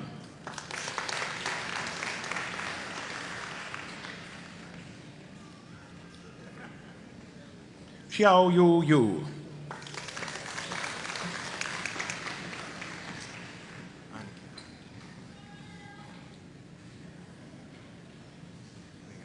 Anikan Iya Ono.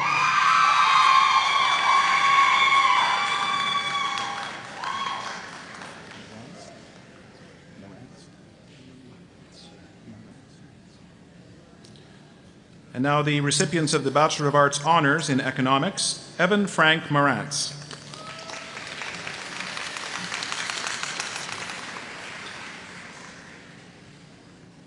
Now receiving the Bachelor of Arts 4-year in Economics, receiving the gold medal for achievement in the 4-year Economics, Joelle Alexandra Erickson.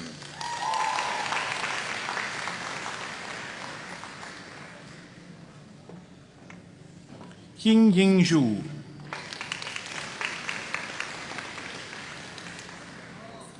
Takesoma Norman Wakoma.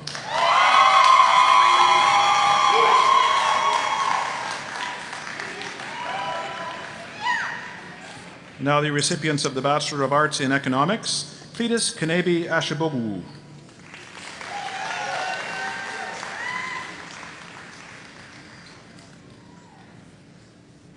Receiving the gold medal for 3-year Economics, Catherine McKay Burns.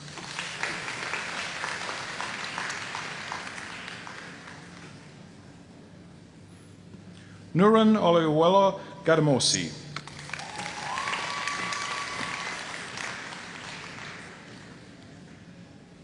Hai Tao Huang.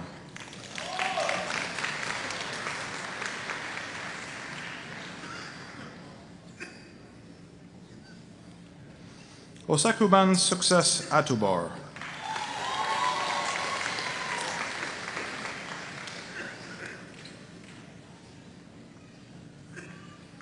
Patrick Ronald Young.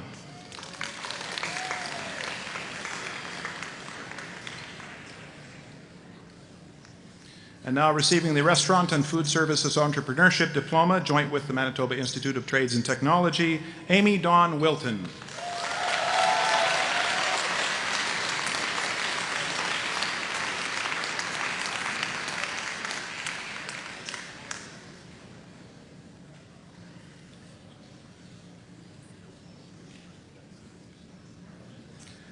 Ladies and gentlemen, the Spring 2015 Science and Business and Economics graduating class.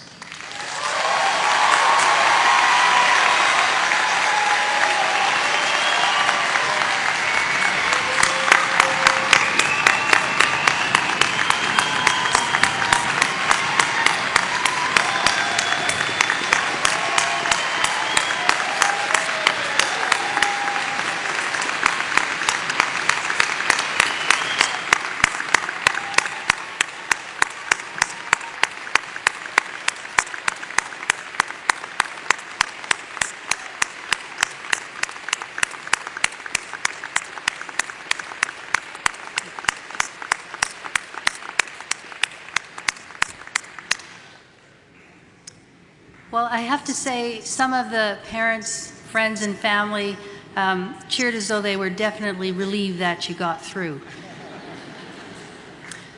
I get the pleasure of standing on the podium here with the Chancellor and seeing each and every one of you as you walk across the stage. And I have to tell you that it's quite fun to watch what's in your eyes, the joy you feel, and particularly to watch the expressions of those of you who have rowdy family who said things like, "Go girl," and so on. But it's such a pleasure to be part of such a warm ceremony. And I'm not only saying this because somebody had a sign that said love over there, but I do feel that this is a community that is a very loving and a very nurturing one, and I'm proud to be a part of it. I now get to invite Kevin Friedman of the University of Winnipeg Alumni Association to come forward and present the Distinguished Alumni Award to the Honorable Joanne Booth and to address the graduates. Kevin.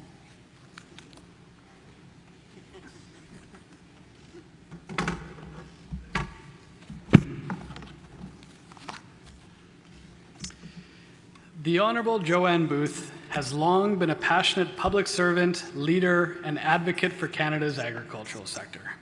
She has led departments in Manitoba Agriculture, Soils and Crops, and spent 5 years as the President of the Canola Council of Canada after spending 8 years as the Vice President. In recognition of her expertise in the agriculture sector and her service to the community, Prime Minister Stephen Harper appointed Mrs. Booth to the Canadian Senate, where she sat for 2 years with the Conservative caucus representing Manitoba, and I'm proud to say that she was one of our Manitoba senators who has not been investigated for overspending. So thank you very much.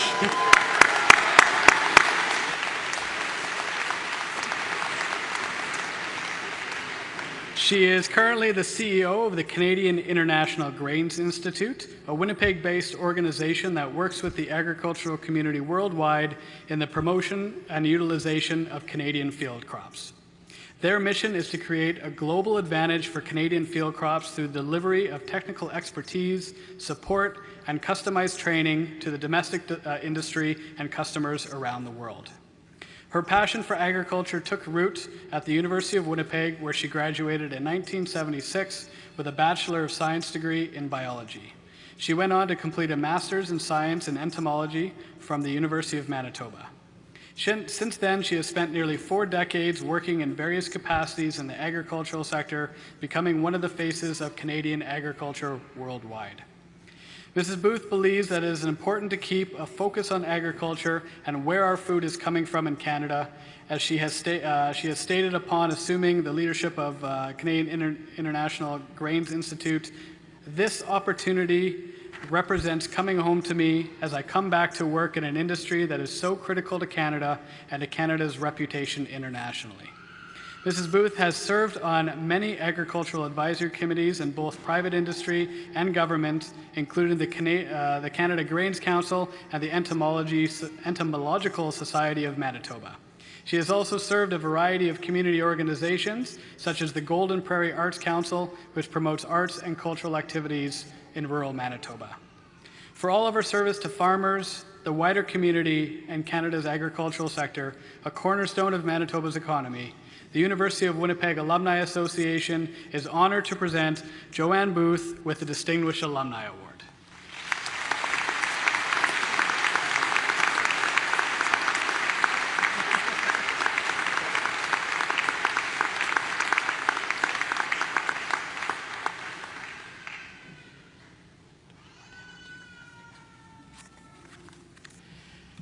And now I have an address on behalf of the Alumni Association. Good afternoon, graduates, parents, siblings, friends, cousins, aunts, uncles, grandparents, and everyone else in the crowd. I am pleased to offer congratulations to all the graduates on behalf of the University of Winnipeg Alumni Association and would like to welcome you to our family, our growing family of more than 45,000 alumni. For many of you, the past 2 years at the University of Winnipeg have been at least one of the most impactful periods of your life. You not only gained an immense amount of knowledge during your studies, you also learned how to learn, how to think critically, how to structure an effective argument, and how to juggle a busy schedule, which for many of you included not just studying, but also work, volunteering, family obligations, and hopefully some semblance of a social life. But for all that you've learned, it is the friendships and the community that you have built that will likely stay with you the longest. Whether you were part of one of the many campus groups, utilized one or more of the abundance of social services offered to students, or spent most of your free time studying in the library, you all made important connections that will impact your life for years to come.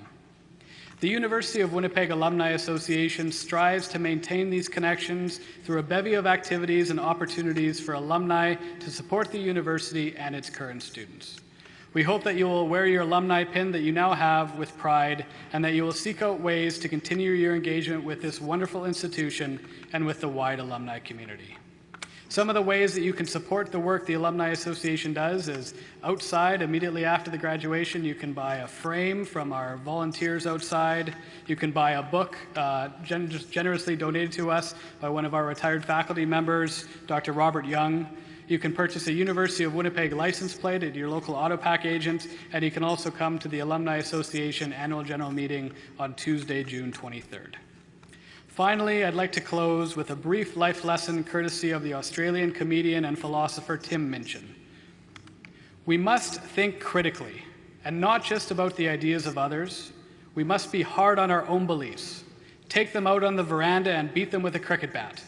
Or in the Canadian translation, take them out to the porch and beat them with a hockey stick. Be intellectually rigorous. Identify your biases, your prejudices, and your privileges. Hopefully your time spent at the University of Winnipeg has made you more effective citizens, and I'm confident it has. Use the knowledge you have built up not only to improve your own life, but those around you. Congratulations again, and I hope you have a wonderful day. Thank you.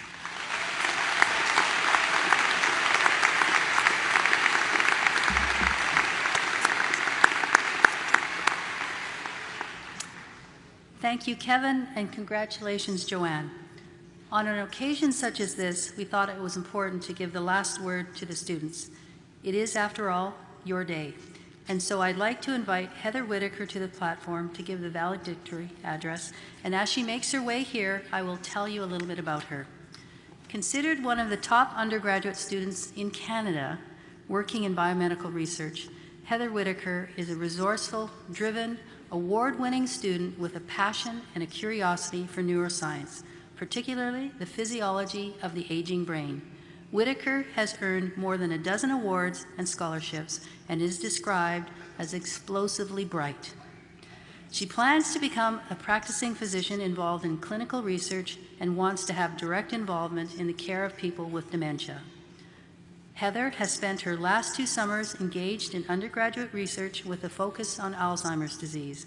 She is currently working with Dr. Melanie Martin, Chancellor's Research Chair and Associate Professor of Physics at the University of Winnipeg, to develop new magnetic resonance imaging methods for earlier diagnosis of Alzheimer's, a disease which afflicts nearly 300,000 Canadians.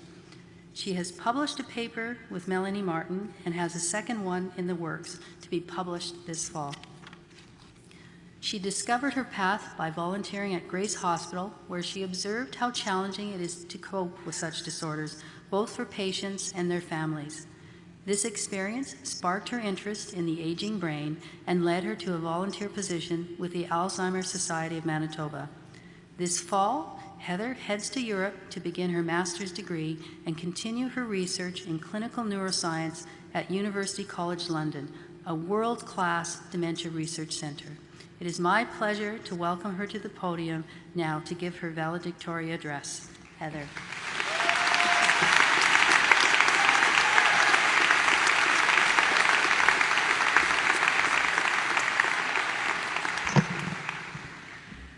Thank you, Dr. Trimby, and good afternoon all. It is an honor to be given this final task, for the student body to be given this last word, which would have also been nice to get on our final exams and papers, but I guess better late than never. It is my job to represent these students in the faculties of science and business and economics, not to pretend to be older and wiser than any of you for whom and to whom I speak, not to deliver more congratulations or inspirational quotations. No, it is literally my job to bid farewell. I know this because I took this one Greek and Latin course in the classics department in my first year, and I now consider myself to be an expert on word origins. So I could tell you all about the Latin roots, valle dicere, but I have found that nobody really cares, so I'll spare you the lesson. It is both an honor and an impossibility to be given this job today when I don't know 95% of you in front of me. But based on the stories of the few friends that I have gotten to know over the few years and the last few hours sweating in the processional line, I do know there is incredible diversity in the trajectories each of us is on. For one friend, this degree is just one more step towards her dream optometry school. For another, she's already planning her PhD thesis for an elite German research university. For another friend, this degree has been a long, arduous, and convoluted journey, one that he took on in a foreign language, and one that he had all but given up on before finally reaching his goal and with top marks in his program. So wherever this page may fall in your own story, deserves to be dog-eared to mark this accomplishment, this chapter's end, because it wasn't easy. No, unlike the kin majors, we didn't have a nice enclosed walkway to our fancy new building. Oftentimes in winter, we had to trek 1 or 2 city blocks to reach our classes. The struggle was very real. But we prevailed. I'd even go so far as to say that some of us learned a thing or two in the past few years here, like maybe how to put the capital BS in BSc. But in all seriousness, you should be very proud of the degree in your hands. My decision to attend the U of W was essentially out of convenience. It meant I could live at home and take one bus to class. However, in the last few years of studying here, I've come to stand by my choice for entirely different reasons. The small class sizes and staff-to-student ratio are more than just flattering figures in Maclean's magazine. Now, Dr. Rani said it best, that it translates to an unparalleled opportunity to get to know your peers and your profs, and by doing so, make the most out of your time here. I don't believe I could have got a better undergraduate edge anywhere else. So we owe a sincere thank you to the professors that made the difference in our education, those who returned our assignments in a timely fashion and who ensured that the curve be ever in our favor. We also couldn't be here without our family and our friends behind us. If you can hear me, then you are continuing to show this extraordinary support, so thank you. From here, it's our turn to embark on the next chapter in our lives, get out there, make some serious money, and failing that, make some serious change in this world. So by way of fulfilling my job and bidding a farewell statement, I'll end off with a nautical metaphor. Wherever the tides may take you, I do not wish you smooth sailing, because where would be the fun in that? I do, however, wish you a bon voyage.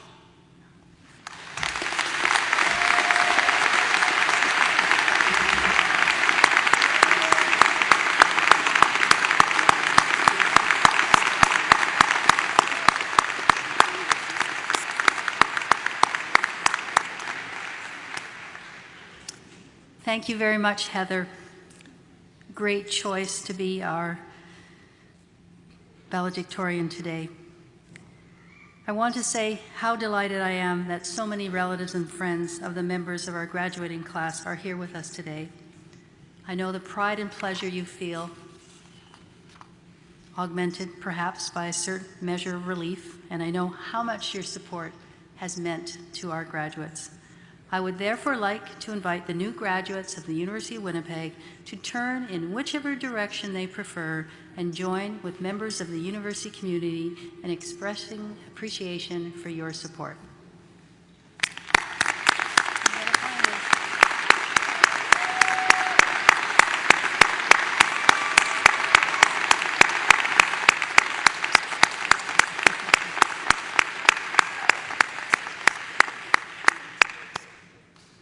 Before we adjourn, I also want to express our thanks to Chief Marshal Dr. Danny Blair and the faculty marshals, Chief Ushers Lynn Jones and Verilyn Workington, and those members of staff who have volunteered as ushers, organist Barry Anderson and members of the Winnipeg Police Pipe Band, sign language interpreters Blake Morris and Christina Banook, drummers Roger Green and Tasha Spillett, the many members of staff who have helped to organize this event, and again, on behalf of all of us, the faculty of the University of Winnipeg, for placing students first and for embodying the pursuit of excellence to which we are all committed. I want to especially thank our distinguished Chancellor, Mr. Bob Silver, for being such a wonderful supporter of the university. And finally, our thanks to the graduates for making us so proud, and to all of you, our guests, for joining us on this marvelous occasion. We wish you all the best in the next part of your life adventure, and I hope that you keep in touch with the university. Following this ceremony, you are all invited to a reception in honor of our graduates outside on Spence Street.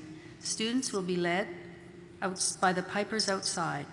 I would request that after the singing of our national anthem, you remain in your places until the platform party and the academic procession have retired. Family and friends are asked to remain in the gym until all of the students have exited. And just before Colin starts to sing, I want to thank our registrar for pronouncing your names right.